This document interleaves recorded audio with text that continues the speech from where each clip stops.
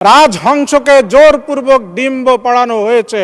এই দেশের ২০ কোটি জনগণ আমাদেরকে কখনো ক্ষমা করবে না। আজ রাষ্ট্রপতি যখন ভাষণ দিলেন, উনি আসলেন, ভাষণ দিয়ে চলে গেলেন, এবং এই ভাষণ শোনার পরে আমার কাছে মনে হয়েছে দুইটা জিনিস।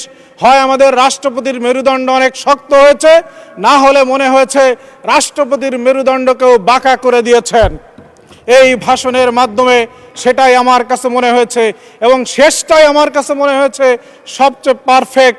কারণ আমাদের মাননীয় স্বরাষ্ট্রমন্ত্রী ওখানে দাঁড়িয়ে সেদিন বলেছিলেন, রাষ্ট্রপতির একটা আদেশ সম্পর্কে উনি জিজ্ঞাসা করেছিলেন যে রাষ্ট্রপতি আপনি কে আদেশটি দিয়েছিলেন, তখন রাষ্ট্রপতি নাকি ওনাকে অ্যান্সার করেছিলেন যে আমি তো দিতে চাই নাই, আমাকে দিয়ে দেয়ানো হয়।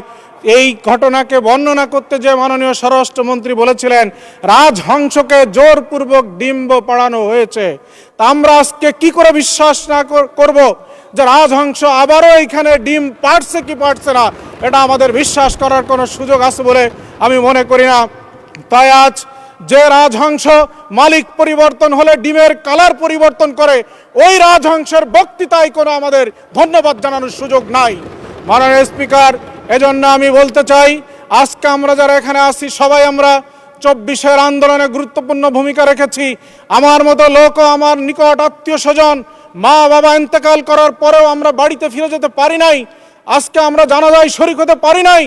আজকে সেই জায়গায় দাঁড়িয়ে যে সংসদ গঠিত হয়েছে, সেই সংসদে একজন আর একজনের যদি বিরুদ্ধে কোনো ভূমিকা রেখে আবার ফ্যাসিজম এইখানে কায়েম হয়, তাহলে নিশ্চিত এই দেশের ২০ কোটি জনগণ আমাদেরকে কখনো ক্ষমা করবে না।